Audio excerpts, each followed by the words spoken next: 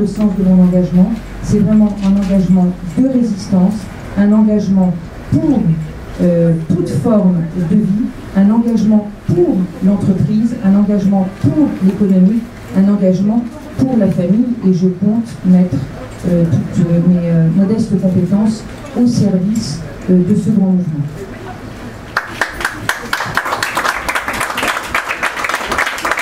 Cette destination est une révolution, comme disent les gens très intelligents, paradigmatique.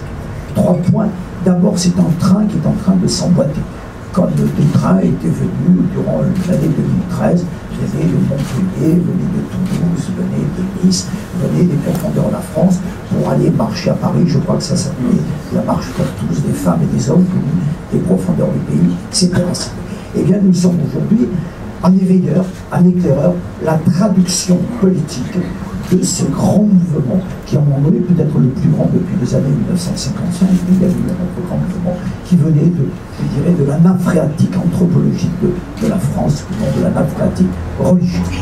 Ce train devant vous, donc s'il n'y a que les 7 premières rames, ce train a une destination. Parce que cette conférence de presse est téléologique, pas théologique. Encore que, ici, personne ne renie les promesses de son baptême. Téléologique, c'est-à-dire qu'il y a une finalité, qu'il y a une destination. Nous allons quelque part. C'est qu'il y a une nouveauté avec les trains politiques jusqu'ici qui tournaient en rond entre Paris, Bruxelles, le socialisme, le libéralisme, le souverainisme, le républicanisme, les droits de l'homisme, en toute hypothèse la coque cible du volontarisme, et en permanence, le pharisianisme. Eh bien, nous, notre train, il a une flèche, il est un vecteur, il va quelque part. Plus exactement, il sait où il ne veut pas aller. Il ne veut plus aller à 20 millions de chômeurs en Europe, il ne veut plus aller à une ferme qui disparaît en France chaque 15 minutes, il ne veut plus aller à 15 000 euthanasies actives, il ne veut plus aller à 18 403 papiers d'amis qui meurent assoiffés durant l'été du mois d'août, et il ne veut plus aller à un code généralisé pour le 4600 articles qui étouffe toute la vie économique du pays. Nous voulons un train qui aille quelque part. Et ce quelque part, quand c'est la France, vieux pays, 2000 ans de chrétienté, 2 ans de raison éclairée, ce pays qui a la Nouvelle-Calédonie, la Terre-Agonie, ce pays qui a la Réunion, ce pays qui est sur plusieurs océans, ce pays qui, par sa géographie, par son génie, est capable de parler à tous les hommes de la Terre.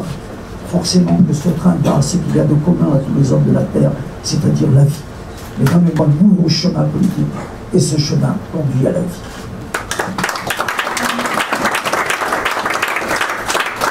Merci beaucoup. Je passe maintenant la parole à Patrick Louis, qui est docteur en sciences politiques, ancien député européen et conseiller régional du Grand Lyon. Merci. Bonjour à tous. Merci d'être présents. Je vais vous parler essentiellement des 3 motivations qui me poussaient à m'engager dans ce mouvement. Vous savez très bien que l'Union européenne actuellement est quasiment impuissante. Vous savez qu'elle ne tient pas ses paroles, elle ne tient pas ses promesses, et qu'elle est menacée soit d'éclatement, soit de tentation totalitaire, tentation en le cas impériale. Donc il y a une incapacité aux politiques à réguler et à régler les problèmes des Français, et ceci on ne peut pas l'accepter. Nous sommes pour une réhabilitation de la véritable politique. La deuxième chose, c'est l'impasse de l'économisme. Il est bien évident que l'Union européenne de Jean Monnet est une Union européenne construite essentiellement à partir d'un marché libre, d'une concurrence non faussée. On réduit l'homme à sa dimension de producteur, consommateur, souvent contribuable, dans quelques cas actionnaire, mais une vision réductionniste de l'homme. Et nous considérons qu'il ne faut pas voir l'homme uniquement dans cette dimension, il faut voir dans toute sa dimension, être de culture, être porteur de sens, en quête de sens. Et il est catastrophique de voir que l'Union européenne participe directement à saper les fondamentaux, à retirer le sable qui est sous les piles du pont de la civilisation, à saper les fondamentaux en termes de valeurs qui créent l'efficacité économique. Nous sommes convaincus que c'est la culture, et entre autres notre culture traditionnelle de la civilisation occidentale, qui a fait l'efficacité économique. Ce n'est pas l'économie qui crée la culture. Donc nous voulons remettre les choses sur leurs pieds, nous voulons repartir de cette dimension. Le troisième point que je voudrais voir très rapidement, puisque le temps nous est compté, c'est le principe de subsidiarité. Nous sommes pour ce principe, bien sûr. Le principe de subsidiarité, c'est un principe qui dit qu'il faut mettre tout possible en bas de l'échelle sociale et juste le nécessaire en haut. C'est un très bon principe. Mais l'Union européenne pervertit ce principe et l'a totalement inversé. C'est l'Union européenne qui petit à petit décide de tout et qui, à la limite, autorise les États à faire. Cette subversion est catastrophique. La politique devient up bottom, comme disent les Américains, les Anglais, et non pas du bas vers le haut. Cette subversion, le voyez dans tous les cas, et notamment dans le problème des valeurs. Sur la question, c'est bien le traité de Lisbonne qui commence à s'aborder le mariage père, mère et enfant. C'est bien la Cour européenne des droits de l'homme qui fait l'apologie et qui prépare l'avancée du gender. C'est l'Union. Nous sommes dans une politique où les choses partent de l'ONU, descendent à l'Union européenne et s'imposent dans nos ménages. Nous voulons que le schéma soit exactement inverse. J'ai amené avec moi un petit papier qui a été donné il y a 7 ans par le secrétaire général de l'Union européenne. C'est l'usage du langage neutre du point de vue du genre au Parlement européen. Ça explique comment les interprètes doivent traduire la parole des députés, la traduire en gender. Il ne faut pas dire le candidat, il faut dire les personnes ayant voté. Et on vous explique, il y a 7 ans. Donc ce n'est pas les Français qui ont demandé à ce qu'on vote, qu'on fasse la promotion du gender, de la ligne azur, du mariage tel qu'il est imposé par Taubira. Ça nous vient d'en haut. Et la motivation profonde de mon engagement, c'est de lutter contre ce despotisme des valeurs qui vient du haut pour aller vers le bas. Je veux que la politique aille du bas vers le haut. Donc mon objectif, c'est de redonner le goût aux Français, leur donner quelque chose à aimer, leur donner le goût de la vie, bien sûr, leur donner le goût de la France, leur donner le goût d'une autre Europe qui est possible.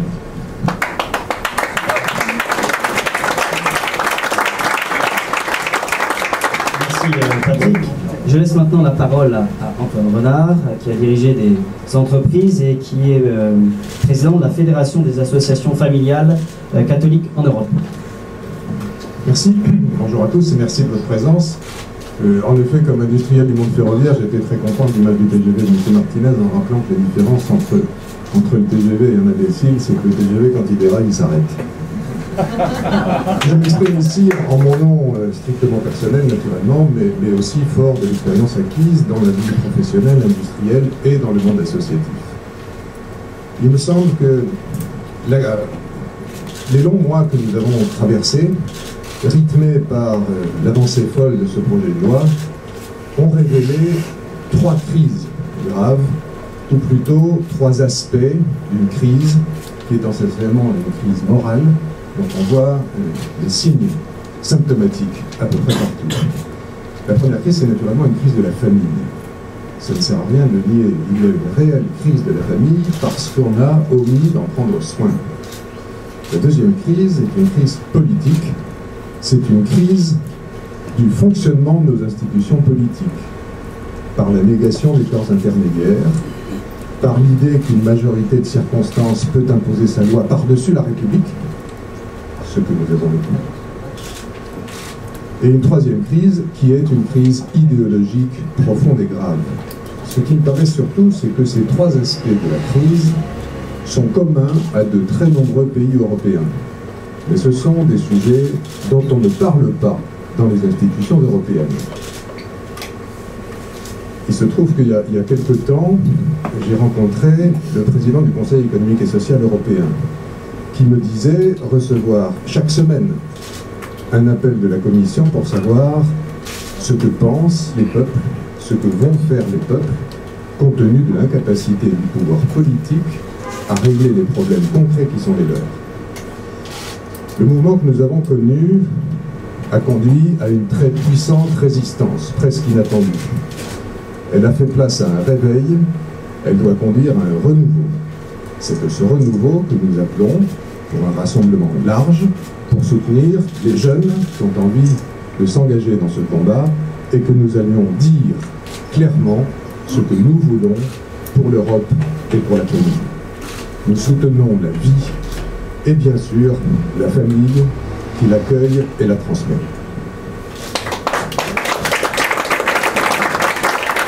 Merci Antoine. Je laisse la parole maintenant à Christine Boutin, qui est plus utile de présenter, tant son engagement politique de ces dernières années est connu et reconnu, et qui a été ministre du Logement et de la Ville sous le gouvernement de François Fillon. Mes chers amis, bonjour. Je veux dire qu'aujourd'hui, c'est effectivement un moment fondateur. Qu'après ces 30 années dans la vie politique, où vous, les observateurs, vous le savez bien, j'ai plutôt ramé à contre-courant, en essayant d'être fidèle à cette idée simple que c'est la fragilité qui donne la dimension d'humanité à tout homme. Et que pour prendre une décision en politique, il fallait prendre le prisme de la fragilité, car toute décision bonne pour le plus fragile était par nature bonne pour le plus fort. Je pensais que la France se réveillerait un jour, même si j'ai été très caricaturée, très ridiculisée. J'ai essayé de tenir bon, et je savais que la France se lèverait, mais je ne savais pas quand. Je ne savais même pas si personnellement je le verrais. Et il s'est passé dans cet hiver 2012-2013 en France quelque chose d'exceptionnel. J'en ai encore l'émotion au cœur, et je suis particulièrement touchée par ces jeunes. Ces jeunes qui sont sortis alors qu'on les attendait. Tous les politiques, quels qu'ils soient, et j'en ai une expérience réelle, disent les jeunes, où sont les jeunes, où sont les jeunes? Eh bien les jeunes, ils sont là. Ils sont magnifiques et ils sont descendus dans la rue. Avec leurs parents, avec leurs grands-parents, certes. Mais pour demain, pour construire. Et éviter ce changement de civilisation qu'on veut nous imposer, c'est naturellement sur les jeunes qu'il faut s'appuyer. Mes amis au PCD savent très bien, depuis de nombreuses années, que je suis dans une phase de transmission et que je veux mettre mon expérience au service de ces jeunes. Je suis donc à leur côté aujourd'hui. Et je leur dis à tous ces jeunes, venez, venez avec nous, on vous aidera. Il faut qu'il y ait une traduction politique de vos idées. Les think tanks, les associations sont indispensables pour enrichir notre réflexion. Mais si vous n'avez pas de traduction politique, vous vous ferez plaisir, vous n'irez pas plus loin. Et c'est ce que nous avons laissé faire pendant 10 ans, 20 ans, 30 ans. Et maintenant, nous disons tous, ça suffit. Et je dis aux jeunes, venez avec nous, ça suffit. Vous aurez votre place. L'élection européenne est naturellement un rendez-vous majeur. C'est un rendez-vous majeur politique parce qu'il est l'expression de conviction, plus que de position de proximité ou d'intérêt de proximité. Cette élection-là est une élection de conviction où chacun peut s'exprimer. Nous donnerons, avec ceux qui sont ici et d'autres qui vont nous rejoindre, nous donnerons la possibilité aux Français d'exprimer leurs convictions, de respecter et de mettre l'homme au cœur de toute organisation sociétale. L'homme est devenu une variable d'ajustement dans l'entreprise pour des intérêts financiers. Il est devenu variable d'ajustement en ce qui concerne la recherche.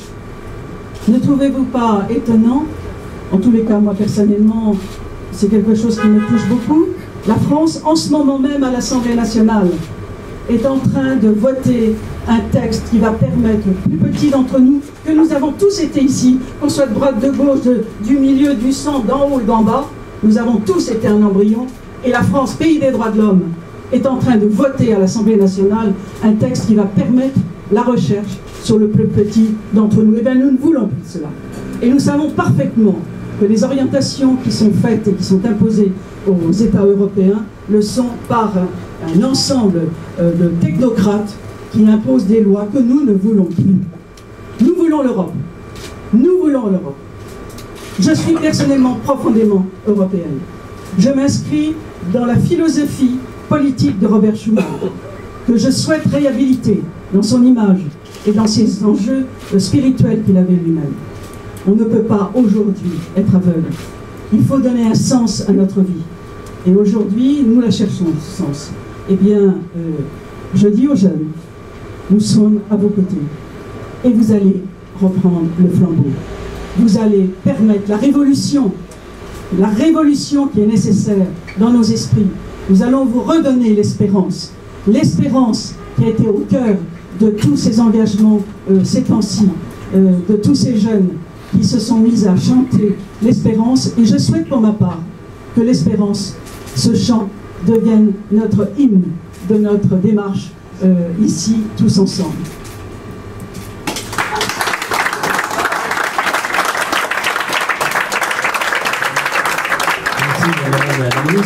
Vous avez donc compris que la jeunesse qui s'engage aujourd'hui n'a pas peur de l'engagement politique.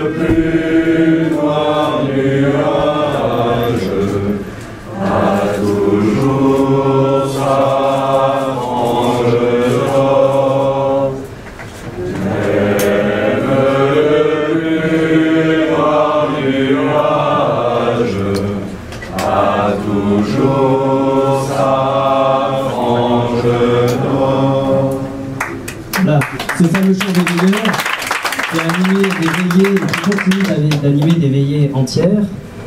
Et donc pour conclure, vous dire que la jeunesse qui s'engage aujourd'hui n'a pas peur du tout d'aller dans l'arène politique, qu'on veut redonner un sens à notre vie et qu'on veut redonner un sens à la vie politique, que nous refusons l'Europe et les partis politiques qui nous imposent des idées qui vont contre nos valeurs. Dans ce combat, quand aujourd'hui nous posons la première pierre, nous défendrons toutes ces valeurs-là avec un mouvement de la jeunesse que vous allez découvrir très vite et très bientôt sur la base d'un vrai programme où nous aurons toute notre place pour redonner la vie, l'homme et la vérité au cœur de nos actions.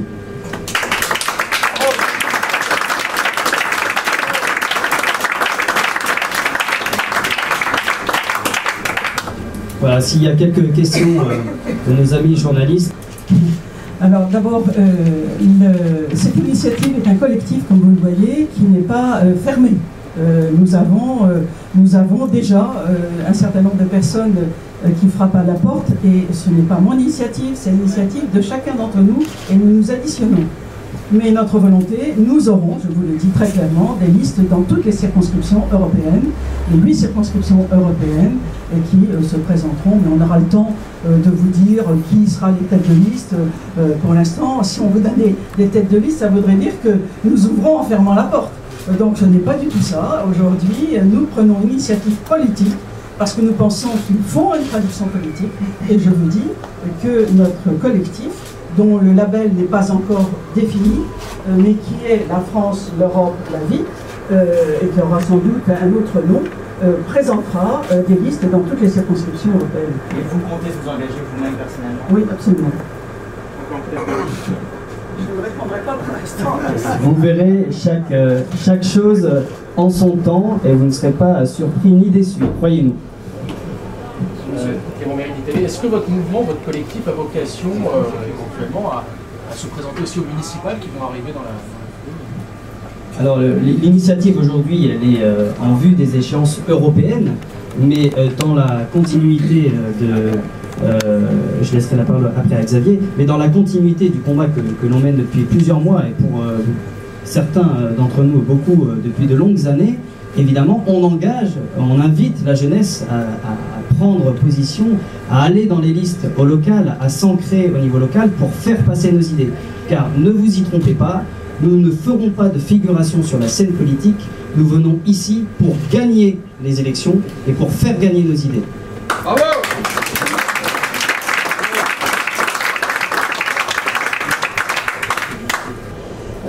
La question pour l'instant ne se pose pas d'association ou pas de l'UMP. En tous les cas, c'est complètement à côté par rapport à notre démarche. Notre démarche aujourd'hui, ce sont les européennes. Le Parti chrétien-démocrate existe et il continue bien. Et je peux vous dire qu'il marche très bien même en ce moment. Ça va très très bien pour lui.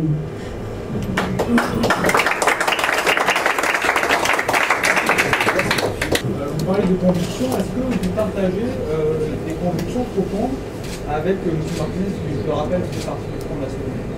Monsieur Pelletier, vice-président de l'UMP, était également Front National.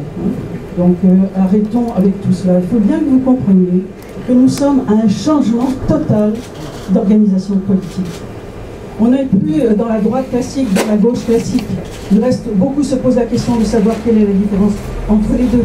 On ne sait plus très bien. Nous, ce que nous voulons, c'est que la personne humaine soit respectée dans sa dignité de la conception à la mort naturelle, quel que soit son état, bébé, enfant, adolescent, adulte, ouvrier, actif, chômeur, en fin de vie. Voilà ce que nous voulons et ce qui n'est pas aujourd'hui la priorité. Alors, Monsieur Martinez, d'abord il peut répondre, moi ça ne me gêne pas. Personnellement, d'être aux côtés de Monsieur Martinez, qui n'est plus au Front National depuis un certain nombre d'années, et puis je vous dis, cherchez ailleurs, vous en trouverez. Hein.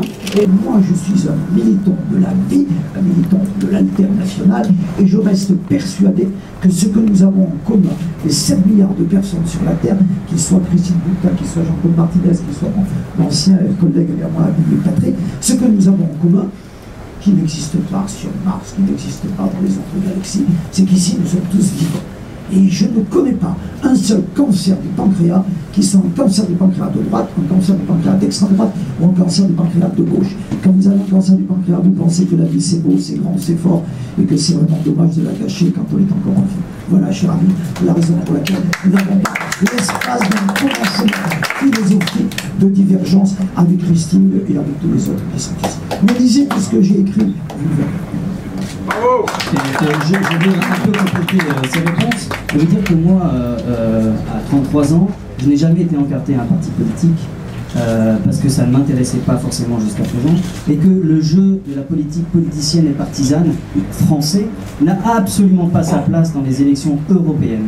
Il faut bien comprendre que je suis convaincu que le jeu politique va être complètement chamboulé dans les prochaines années et que le temps nouveau, le temps de la jeunesse, la manière de faire la politique, la manière d'exprimer ses idées avec les moyens modernes qui sont les nôtres va radicalement changer la manière de faire la politique. Et moi je ne me situe dans aucun de ces jeux politiciens. Je viens là pour défendre des idées avec des milliers et des milliers de jeunes qui vont venir nous rejoindre pour faire de la politique autrement et pour gagner sur la base de nos valeurs. Alors moi, je voudrais juste ajouter quelque chose pour vous dire que quand on vous dit qu'on est à un moment de l'histoire, je pense que vous êtes en train de participer à un moment de l'histoire.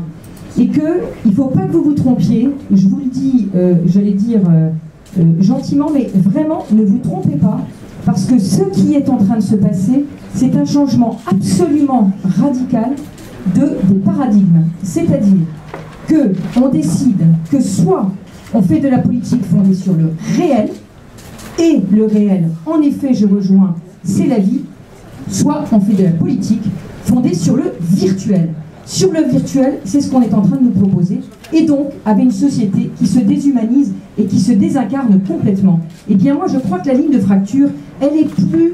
Tout ça, c'est comment vous dire, c'est tellement dépassé, c'est tellement has-been, c'est tellement... On n'est plus dans cette société-là. La société, c'est la société du réel, c'est la société, la vraie vie, avec les vrais gens. Vous savez, c'est des espèces de théories qui s'appellent la théorie du gender ou autre, l'espèce d'idéologie qu'on veut nous faire rentrer de gré ou de force. Et on nous dit, eh bien si vous ne les rentrez pas par la porte, eh bien on vous les fera rentrer par la fenêtre, par les yeux, par la bouche ou par ce que vous ne voulez pas. Eh bien nous disons non à ça, et c'est pour ça que nous sommes partis dans un mouvement de résistance, et donc aller poser des questions. Mais alors le FN, pas le FN, la diabolisation, je vais dire au diable la diabolisation. On est sur des valeurs, on est sur des convictions, on est sur de l'enthousiasme, on est sur de la vie, et on est sur de l'espérance. C'est de ça qu'elle naît l'espérance. Alors ce que vient de dire Christine, Jean-Claude et Pierre, eh bien souvenez-vous-en, parce que ce que nous vivons actuellement depuis quelques mois, c'est absolument révolutionnaire. Est-ce que la révolution, elle est Front National, EMT, PS, Mélenchoniste? Mais c'est n'avoir rien compris, ça, rien compris. Alors moi je vous le dis, ce qui se passe est révolutionnaire. Eh bien je dis, vive la révolution pacifique. Et c'est en ça que c'est nouveau. C'est parce que nous faisons une révolution et que cette révolution, elle est non violente. Parce que vous verrez, la puissance de la non-violence, c'est quelque chose d'exceptionnel. Alors oui, nous y allons pour gagner. D'ailleurs, en fait, vous avez devant vous l'ébauche, le tout petit embryon. Tiens, ça tombe bien, justement, un embryon. On en parlait justement. Eh bien, vous avez le tout petit embryon de l'équipe gagnante.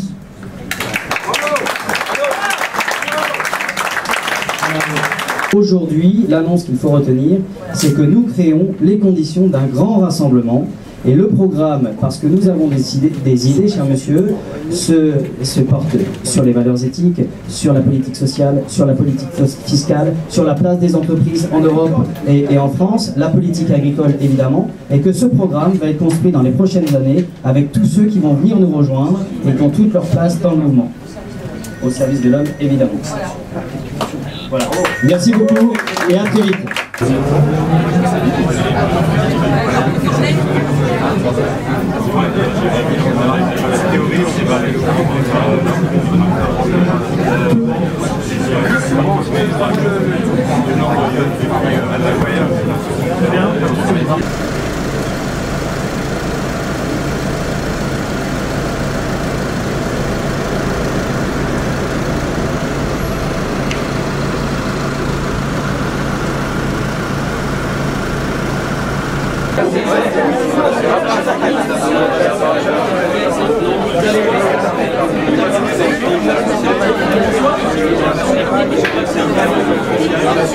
La dignité de la personne humaine, de la conception à la mort naturelle, dans toutes ses étapes, qu'elles soient économiques, sociales, éthiques, etc. Vous ne vous définissez pas comme un parti? Ah non, pour nous, nous ne sommes pas du tout un parti. Non, nous sommes une démarche politique. Rassemblement. Voilà. Ça veut dire que vous allez accepter beaucoup de monde, un peu tout le monde de tous bords, hein. Écoutez, tous ceux qui... Oui, je pense qu'il y a un certain nombre de personnes qui peuvent venir avec nous et qui partagent ces options. Oui, je le crois. Mais vous allez voir, on aura l'occasion de se revoir à la rentrée.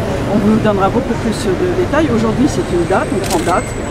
On est divers, on ouvre, il y a d'autres personnes qui vont venir avec nous, mais notre objectif à nous, ce sont les Européennes. Nous voulons la traduction dans les Européennes, ce qui ne veut pas dire qu'il ne faut pas qu'il y ait d'engagement dans les municipales. Mais nous, notre objectif de notre collectif, c'est l'expression aux élections européennes. Donc, et le principe d'un rassemblement, c'est de créer des conditions pour pouvoir rassembler tous ceux qui le souhaitent, quelle que soit leur tendance politique, quel que soit leur bord politique. C'est absolument pas partisan. Ceux qui veulent nous rejoindre ont aujourd'hui toute légitimité à venir se rassembler autour de nous dans la construction du programme politique que l'on vous présentera à la rentrée et dans la construction de la force politique que l'on représentera. Alors, qui présidera? Mais attendez, on n'en est pas là. On n'en est pas de savoir qui préside ou pas préside. Vous verrez ça en mois de septembre, comment on s'organise. C'est pas du tout ça. Pour l'instant, il y a une volonté politique de gens forts divers qui sont ici et qui nous disent nous ne voulons pas de ce changement, nous voulons un changement de civilisation, nous ne voulons pas de la civilisation que nous construisons aujourd'hui, que nous avons construit depuis 30 ans, et les jeunes sont appelés justement à s'engager en politique. C'est tout. Vous êtes en service commandé. Ah, j'ai déjà été en service commandé une fois, monsieur. Est-ce qu'une seule fois dans ma vie, j'ai été en service commandé? Vous avez notamment fait un rapport sur la mondialisation. Oui, absolument. Absolument. Comme vous dites. Non, Madame Boutin, si vous n'avez pas peur, on va dire que vous radicalisez encore. Vous dites qu'aujourd'hui, même les gens d'extrême droite peuvent nous rejoindre. C'est ce que vous dites. Écoutez, je pense qu'il peut y avoir des gens qui sont de sensibilité extrême droite qui peuvent nous rejoindre, comme des personnes de gauche.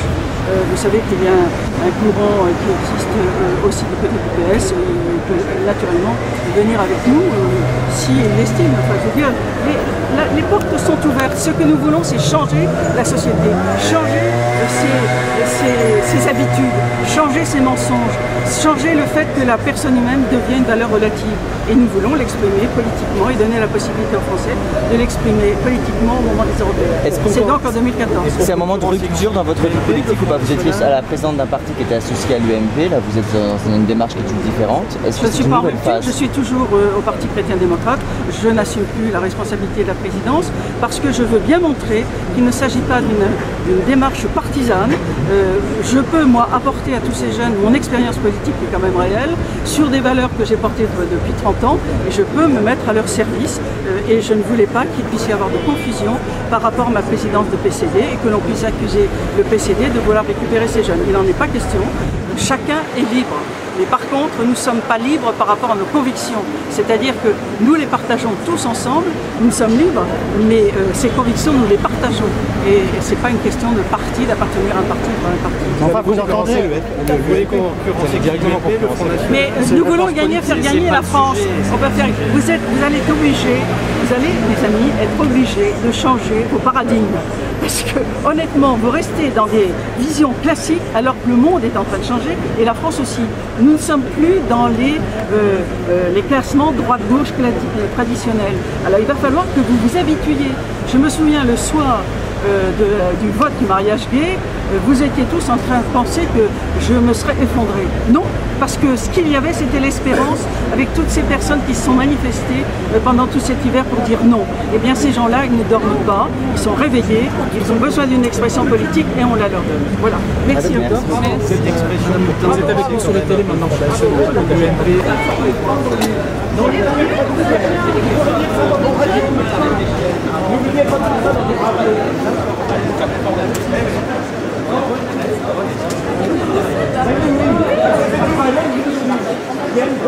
C'est toujours les mêmes conditions, le formateur. Oui, vous êtes là pour servir la soupe. Voilà. Alors effectivement, allez, continuez, monsieur. Une reformation de la façon de présenter. Mais oui, mais vous êtes bravo, vous êtes bien formé, bien formaté. Mais c'est scandaleux ces questions. C'est toujours les mêmes. On vous dit que le système change. Monsieur fait de la provoque. Allez. Conférence de presse. Que les journalistes. C'est agaçant d'entendre toujours les mêmes questions orientées. Voilà, on peut le dire. C'est pas des questions, c'est de la bouillie pour chat. Allez vendre votre bouillie, monsieur. France qui me convient. Voilà, à la bonne. Voilà, et que France Info va écouter toutes les opinions sans les transformer. Merci, monsieur.